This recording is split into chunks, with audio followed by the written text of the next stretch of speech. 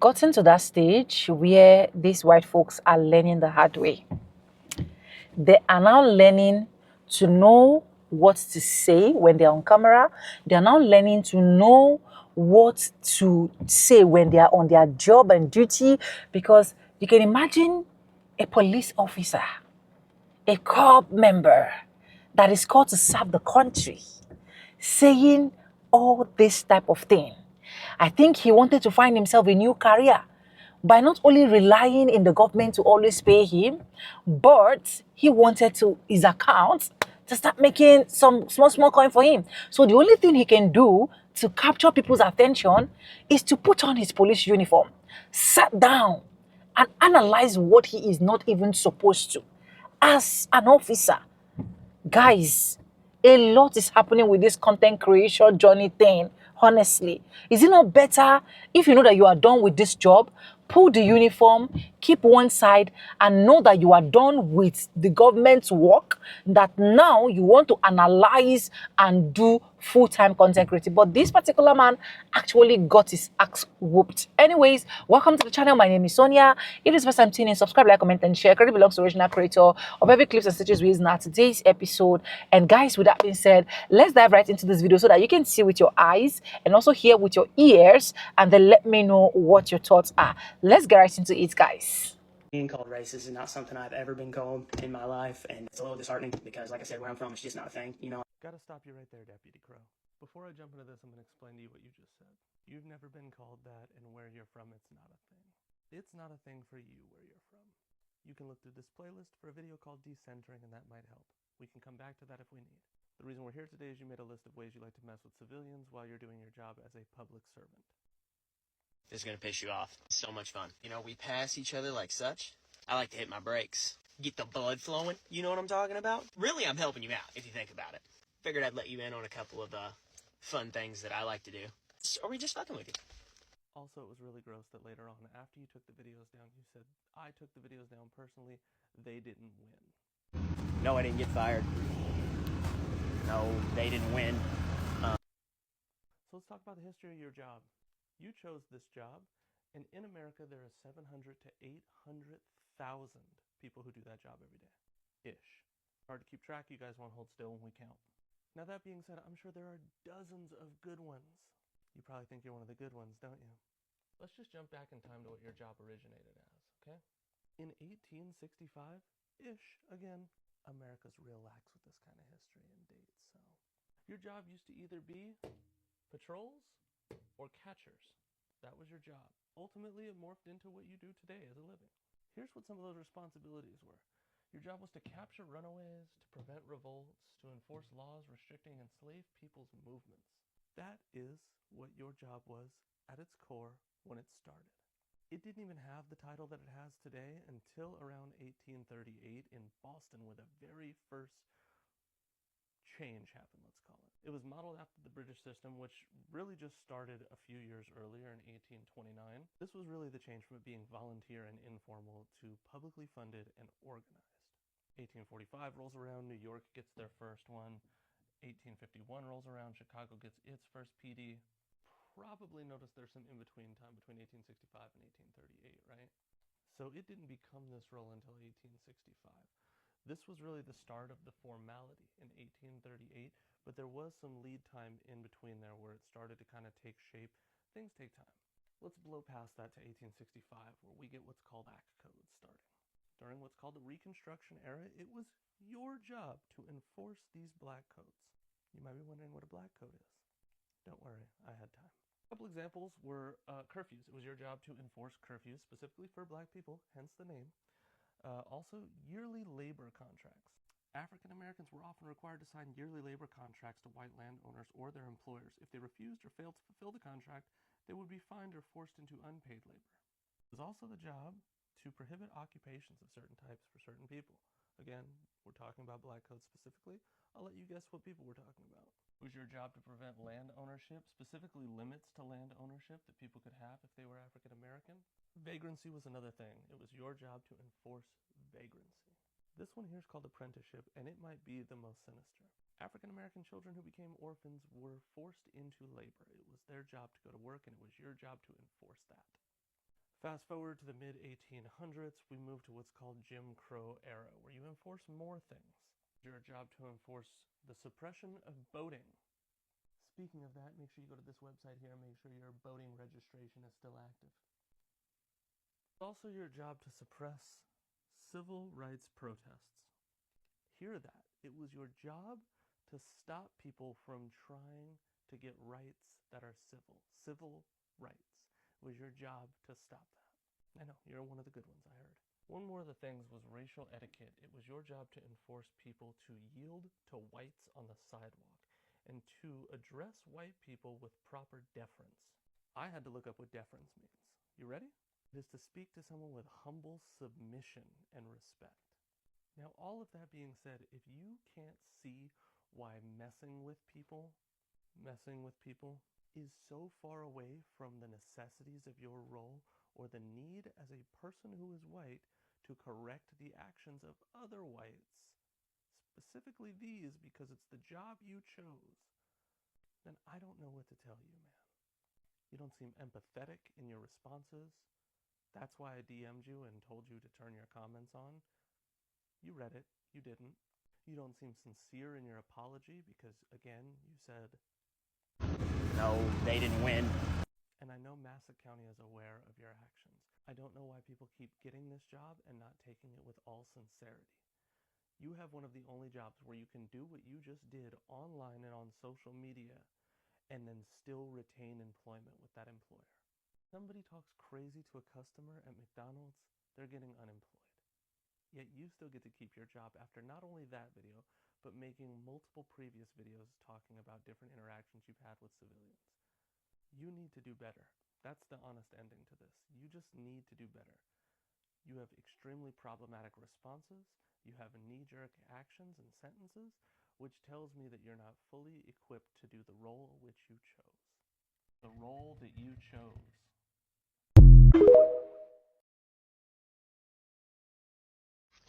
Want to hear about some of my favorite things to do? This is going to piss you off. It's so much fun. So, and it's early in the morning or late at night. Oh, these are my favorite. When you're driving and you're coming at me, and you know, we pass each other like such, I like to hit my brakes. Yeah, especially early in the morning when you're running late to work, you're speeding, you know you're speeding, I caught you speeding. I just like to hit my brakes. Get the blood flowing, you know what I'm talking about? You know what I'm talking about. Really, I'm helping you out if you think about it. Getting your blood flowing, getting you ready for work. I just like to hit my brakes. Scare you a little. Also, when I'm sitting and I'm running speed traffic and I gotta go somewhere else, if I want to go to the gas station or grab a snacky or something, I'll wait. I'll wait till you come by. I don't care how far you're back. If you're 2 miles back, I'm waiting on you. And then as soon as you pass me, I'm going to pull out. That's what I'm going to do. Yeah. Also, at a stop sign, I'm not going first. I'll wait. You can do that. No. You're going. You're going first. Figured I'd let you in on a couple of fun things that I like to do. And I'm sure others. Telling basically how cops started in America as slave patrols and slave catchers, and how, you know, it's different now and this, that, and the other. But my argument would be actually that cops never stopped slavery or slave patrols. They're on slave patrols currently right now. They're doing it every fucking day because America never actually banned slavery. We thought we did, but we didn't. If you actually read the wording, it's right here. It says, neither slavery nor involuntary servitude, except as a punishment for crime wherever or whereof the party shall have been duly convicted, shall exist within the United States. So it says, because these are commas, basically might as well be parentheses, but it says, neither slavery nor involuntary servitude shall exist within the U.S. Except, so that just erases everything. Everything you just said. There shall not be any slavery in America except as a punishment for crime. So for criminals. They'll make a criminal, which you think that's fine. Who gives a fuck? They're criminals. They're pieces of shit. They're like the bottom of society. They deserve to be slaves because they're criminals. So let me just make sure you keep that thought process, because what happened is after they, let all the slaves go, they freed the slaves or whatever, there was a whole bunch of black people that were just kind of standing around. They didn't really have any place to go or a place to be or a thing to do. They didn't own property. They didn't have a job. So they didn't have a place to sleep at night. So they would just kind of stand around and chill. So guess what they did? They invented a crime called loitering. So whenever you're loitering, which is literally just standing around, minding your own fucking business, standing in a place, all of a sudden that's criminal. Now that's criminal.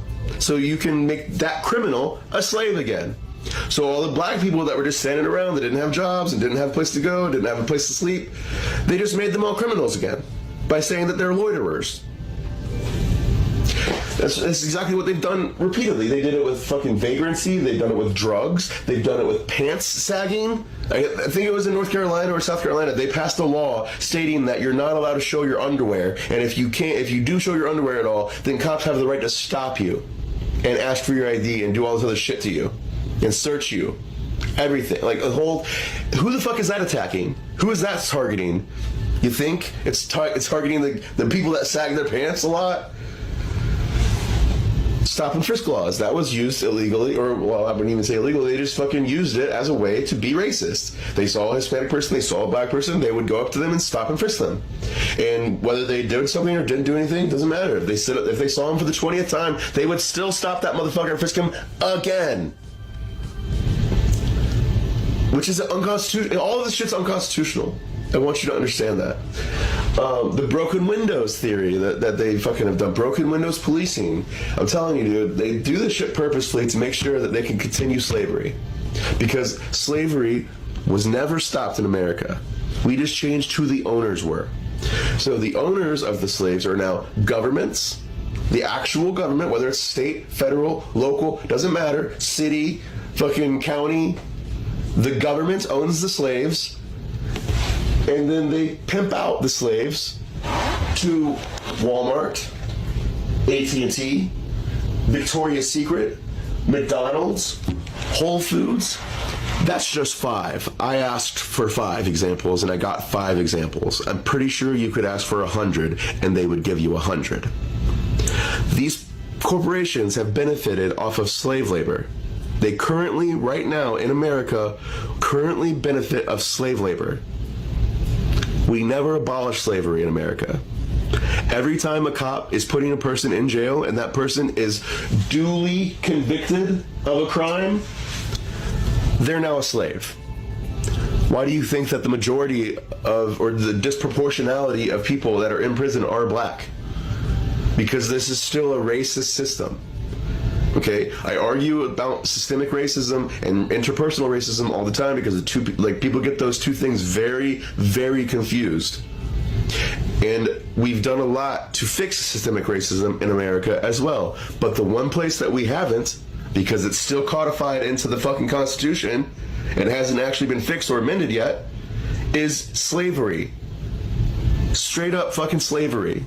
Still fucking exist all day, every day. Every single time a cop arrests a person and that person gets duly convicted of a crime, they are now subject to be a slave. So just understand that. Aside from that, there's more slaves in the world today than there ever has been in the history of the world. More alive today than ever before. So if you really hate slavery and you really want to fight against slavery, you can do that right now. Actively. You just don't, because you don't even realize it's happening still. But it is. Almost all of Dubai has been built on slave labor. Look it up. It's pretty fucking easy to find out. Anyways, Unicor, that's another fucking person or another business that benefits off slave labor. Like, they're the ones that actually contract the slaves to the companies to work for them. So just understand all of this. Okay? The other thing that I would want to talk about is, I don't know if you remember who President Richard Nixon is, but one of his aides, or whoever he was at the time, I'm pretty sure it was one of his aides, straight up said that they couldn't arrest people for protesting the Vietnam War because we have freedom of speech in America, right? So instead, they made pot illegal and started the war on drugs so that they can go after and criminalize every single person who does drugs, because their thought process was, oh, the people who are protesting my war, they all seem to smoke weed. So I'm going to legalize pot, and I'm going to make sure that we go after and arrest everybody for pot now. And that's exactly what they did. The same thing with the crack. They literally made sentencing for crack 10 times worse than white powder, because black people were known to do crack while white people were known to do the powder version. It's all written into the system, man. I talk a lot about systemic and interpersonal, like racism. And this is a perfect example of systemic racism. We've done a great job in America of eliminating actual fucking systemic racism, but this is one where we haven't even fucking touched it. We haven't even tried to touch it because it's written into the fucking law, except as a punishment. So, yes, they started off as slave patrols. Yes, they started as slave catchers. I don't think it ever ended. I think today, in 2024, cops are still slave catchers and still fucking slave patrols. That's what they do. So, if you want to argue with me, awesome. Do it down in the fucking comments. I will gladly take on this argument and die on this hill. But, yeah. The position of being a cop isn't something you should be proud of, in my opinion. And again, if 2 bad cops exist and 100 of them see them be bad cops and do nothing about it, then you have 102 bad cops. They say that, there's just a few bad apples, but they never finish that sentence. The finished sentence is a few rotten apples spoils the whole bunch. So it's a great analogy that they use, but they just forget the rest of the analogy. So anyways, have a good one. I really appreciate you listening. So Police Officer Crow, Deputy Crow, just dropped the worst apology video of all time in the history of TikTok. I'll get you guys caught up in less than a minute. And this is the quote-unquote apology video right here. He basically makes videos and stories about his day-to-day as a cop. And he basically made a video saying that he pulls people over for fun, just to mess with them. He also made a video where he basically pulling people over in the morning and the night and brake checking them and stuff like that. This guy made a video basically saying that he was triggered, that where he lives, he's been pulled over so many times, and the amount of tickets that he has gotten does not equate to that, basically being profiled. And he simply asked him, do not do this to black people, because when black people get pulled over, it's a different kind of experience. We don't know if we're going to live through it. Our whole demeanor has to change. We have to make sure we're talking super proper. We have to make sure that we're extra calm. We basically have to go through a checklist whenever we're pulled over, and a sort of panic take over, at least for him. His video is pretty simple and straight to the point. He was like, hey, please just don't do this to black people because the experience is different. If you're going to pull somebody over, make sure to have a legal reason, as it should be for every person pulled over. There should be a legal, actual cause you're pulling somebody over, not just to mess with them. In his response, he literally says, where I'm from, it's not a thing. Bro, you're from America. It is 100% a thing. What are you talking about? And then he said, well, it's not on my mind. It wasn't on my mind. It's never on my mind. And that is actually terrifying. As a civil servant, the fact that you're a police officer, you should 100% think about that. You should think, well, before I pull this person over, do I have a legal cause to do so? And instead of ranting about how you don't think about it because it doesn't affect you, or basically just how ignorance is bliss because you don't know about it or whatever, which is 100% BS, why not say, dang, you know what? I really didn't think about that because it's never affected me. Maybe I won't pull people over for absolutely no reason at all, regardless of their color. Because not just black people have been harassed by the police. We're just the ones profiled the most. That basically summarizes his whole video. If you want to check him out, go right there. He also made a video and commented on how he didn't win and he still has his job. Like, this isn't a winning, it's not a winning thing. This is a brother asking you not to pull black people over if you're going to go online and literally say that you're pulling people over for no legal cause. He said, bare minimum, can you please not do that to black people? I don't say this a lot But I hope you do lose your job. I hope you find a job before you lose your job. I hope your family stays fed. I hope your financial standpoint does not, be affected. But you're not fit to be a police officer. Definitely if you don't see nothing wrong in pulling people over for no reason. Just, quote unquote, just to fuck with them. All right. That's all I got for this video, guys. They're learning the hard way. That's one thing I know. We already know that slavery has never been aborted. I have been saying it and I'll keep saying it. Slavery has never been aborted. The only thing they did is let's legalize it, let's modernize it, let's look for another way, let's look for another pattern to make it look as if there is nothing called slavery. But deep down inside of us, we know that yes, there is something called slavery. It is quite sad, it is quite pathetic, like I said, for a police officer to actually put on his uniform, to actually come sit, and he wanted to actually create content, and most of his content are very, very controversial. And I feel like a lot of his content has even been taken down because of, I think, most of the comments and so on and so forth, blah, blah, blah. I don't know why they always love to trigger black people, because they just want to get something out of it. They just want to get something that will make people talk, something that will actually make them go viral, and so on and so forth. I really do not know why they are doing that. I've been saying it in my videos, and that is why I don't know. I keep saying it. We wives, we need to be doing a lot of job with our husband, because there are some decisions that my husband wants to make, and I look at that decision, I feel like it is not the right decision. I'm going to talk to him. I'm going to tell him this is not how it should be. This is how we should go about it. You understand? They really need to work on this men, especially these white folks.